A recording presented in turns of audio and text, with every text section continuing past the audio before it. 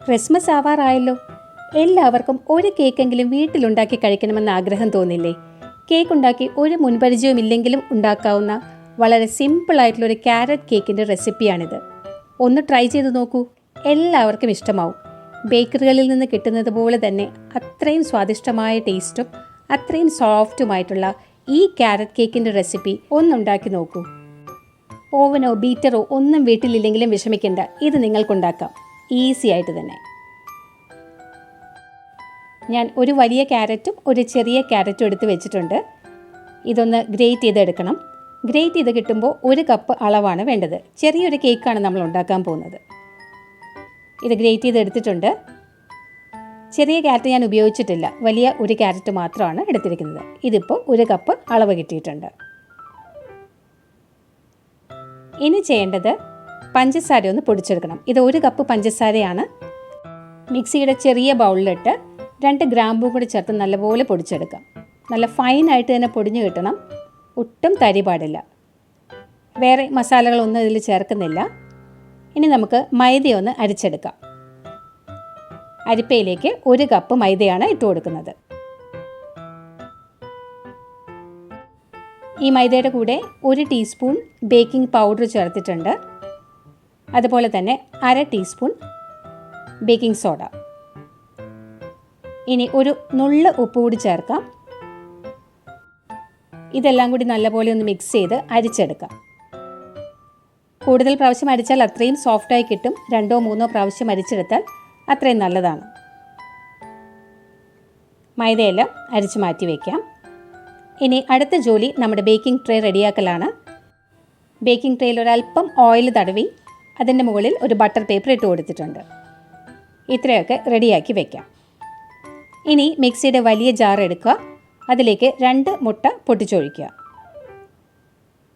നമ്മൾ ബീറ്റർ വെച്ചിട്ടൊന്നും അല്ല ചെയ്യുന്നത്, ഇത് മിക്സിയുടെ ജാറിലാണ് ചെയ്യുന്നത്. അപ്പോൾ എല്ലാവർക്കും തന്നെ ചെയ്യാൻ പറ്റും. 1 ടീസ്പൂൺ വാനില എസൻസ് കൂടി ചേർക്കുന്നുണ്ട്. അപ്പോൾ മുട്ടയുടെ സ്മെല്ലൊന്നും വരില്ല. എന്നിട്ടിത് സ്ലോ സ്പീഡിലിട്ട് മിക്സിയിൽ നല്ലപോലെ അടിച്ചെടുക്കുക. നല്ലോണം പതഞ്ഞ് കിട്ടണം. അതിനുശേഷം 1/2 കപ്പ് സൺഫ്ലവർ ഓയിൽ ചേർത്തിട്ടുണ്ട്. അതുപോലെ തന്നെ നമ്മൾ നേരത്തെ പൊടിച്ച് വെച്ച പഞ്ചസാര ഇനി ഒന്നുകൂടി മിക്സിയിലിട്ട് അടിച്ചെടുക്കേണ്ടതാണ്. ഇനി ചെയ്യുമ്പോൾ നല്ല ഹൈ സ്പീഡിൽ തന്നെ ഇട്ട് അടിച്ചെടുക്കാം.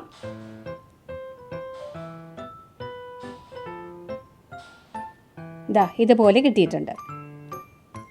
ഇത് നമുക്ക് മിക്സ് ചെയ്യാനുള്ള ബൗളിലേക്ക് മാറ്റാം.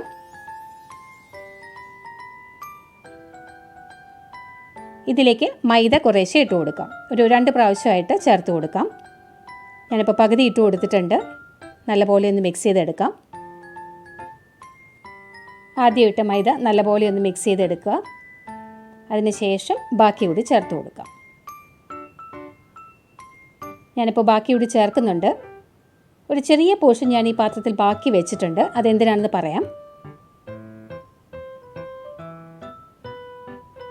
ഇപ്പോൾ ചേർത്ത മൈദയും കൂടി നല്ലപോലെ മിക്സ് ചെയ്ത് കൊടുക്കുക. ഇപ്പോൾ മൈദ മുഴുവനായിട്ടും മിക്സ് ചെയ്തിട്ടുണ്ട്. ഇതിൻ്റെ കൺസിസ്റ്റൻസി കറക്റ്റാക്കാൻ വേണ്ടിയിട്ട് 1 ടേബിൾ സ്പൂൺ പാൽ കൂടി ചേർക്കുന്നുണ്ട്. റൂം ടെമ്പറേച്ചറിലുള്ള പാലായിരിക്കണം ഉപയോഗിക്കുന്നത്. കേക്ക് ഉണ്ടാക്കുമ്പോൾ നമ്മൾ ഉപയോഗിക്കുന്ന എല്ലാ സാധനങ്ങളും റൂം ടെമ്പറേച്ചറിലായിരിക്കണം. മുട്ട ഉൾപ്പെടെ എല്ലാം നേരത്തെ പുറത്ത് വെക്കാൻ ശ്രദ്ധിക്കുക. നല്ലതുപോലെ മിക്സ് ചെയ്തെടുക്കാം. ഇനി നമുക്കിതിലേക്ക് ക്യാരറ്റ് ചേർക്കാം. ഈ ക്യാരറ്റിലേക്ക് ബാക്കി വന്ന മൈദ കൂടി ചേർത്തിട്ട് ഒന്ന് മിക്സ് ചെയ്ത ശേഷമാണ് മാവിലേക്ക് ഇത് ചേർക്കുന്നത്. അതെന്തിനാണെന്ന് വെച്ചാൽ, അല്ലെങ്കിൽ കേക്ക് ഉണ്ടാക്കി വരുമ്പോൾ ക്യാരറ്റ് അടിയിലായിട്ട് സെറ്റിലാവാൻ സാധ്യതയുണ്ട്. എല്ലാ സ്ഥലത്തും ഒരുപോലെ കിട്ടാൻ വേണ്ടിയിട്ടാണ് ഇങ്ങനെ ചെയ്യുന്നത്. ഈ ക്യാരറ്റ് കൂടി ചേർത്ത് മിക്സ് ചെയ്താൽ നമ്മുടെ കേക്ക് മിക്സ്ചർ റെഡി. ഇത് ഒരുപാട് തിക്കായി പോകണ്ട, അതുപോലെ ഒരുപാട് ലൂസും ആവണ്ട. വല്ലാതെ തിക്കായെന്ന് തോന്നിയാൽ ഒരല്പം പാൽ കൂടി ചേർക്കാം. ഈ ഒരു പാകത്തിന് കിട്ടിയാൽ മതി.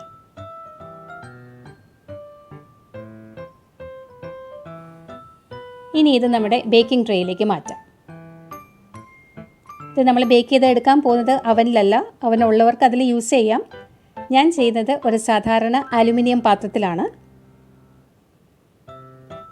മിക്സ്ചർ മുഴുവനായിട്ട് ഒഴിച്ചിട്ട് നല്ലപോലെ ടാപ്പ് ചെയ്ത് കൊടുക്കുക. ഇടയിൽ കുരുങ്ങിക്കിടക്കുന്ന എയർ ബബിൾസ് ഒക്കെ പുറത്ത് പോകാൻ വേണ്ടിയിട്ടാണ് ഇങ്ങനെ ടാപ്പ് ചെയ്യുന്നത്. ഇല്ലെങ്കിൽ നമ്മൾ കേക്ക് ഉണ്ടാക്കി വരുമ്പോൾ അതിനിടയിൽ ഹോൾസ് ഉണ്ടാവും. ഇനി ഇത് നമ്മുടെ ഹോം മെയ്ഡ് അവൻ സെറ്റപ്പിലേക്ക് മാറ്റാൻ പോവുകയാണ്.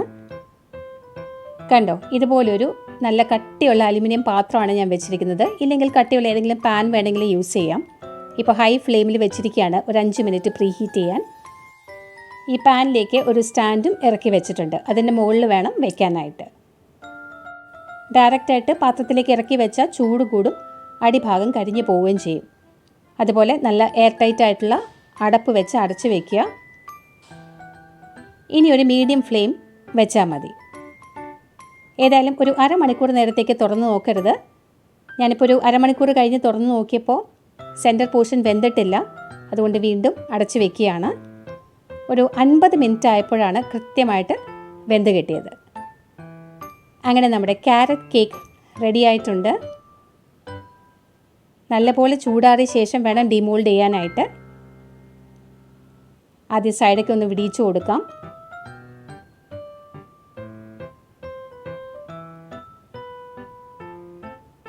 കണ്ടോ, നമ്മുടെ കേക്കിൻ്റെ അടിഭാഗവും നല്ല കറക്റ്റായിട്ട് വെന്തിട്ടുണ്ട്. ബീറ്ററോ അവനോ ഒന്നുമില്ലാത്തവർക്കും കേക്ക് ഉണ്ടാക്കാമെന്ന് മനസ്സിലായില്ലേ? വളരെ സിമ്പിളാണ്. ആ ബട്ടർ പേപ്പർ ഒന്ന് മാറ്റിയെടുക്കാം. കണ്ടോ, അടിഭാഗമൊക്കെ വളരെ കറക്റ്റായിട്ട് തന്നെ വന്നിട്ടുണ്ട്. ഞാൻ ചൂടോടുകൂടി ഒരു അല്പനേരം അടച്ച് വെച്ചിരുന്നു. അതുകൊണ്ടാണ് ഒരു വെള്ള നിറം മുകളിൽ വന്നത്. ആവി വെള്ളം വീണിട്ട് വന്നതാണ് അങ്ങനെ. അപ്പോൾ അതുകൊണ്ട് അവനിൽ നിന്ന് പെട്ടെന്ന് മാറ്റി വയ്ക്കാൻ ശ്രദ്ധിക്കുക. കട്ട് ചെയ്യുമ്പോൾ തന്നെ അറിയാം നല്ല സോഫ്റ്റാണ്. നല്ല ടേസ്റ്റിയുമായിട്ടുള്ള കേക്കാണ്. കൂടുതൽ ക്വാണ്ടിറ്റി ഉണ്ടാക്കണമെന്നുള്ളവർ ക്വാണ്ടിറ്റി എല്ലാം ഇതിൻ്റെ ഡബിളായിട്ട് ചെയ്ത് നോക്കുക. ഇതിപ്പോൾ ഏകദേശം ഒരു 1/2 കിലോയേ ഉള്ളൂ. നല്ല സോഫ്റ്റ് ആയിട്ടുള്ളൊരു കേക്കാണ്. അപ്പോൾ ഈ ക്രിസ്മസ് ഇതുപോലൊരു ക്യാരറ്റ് കേക്ക് ഉണ്ടാക്കി ഒന്ന് സെലിബ്രേറ്റ് ചെയ്യാലോ. Thank you for watching.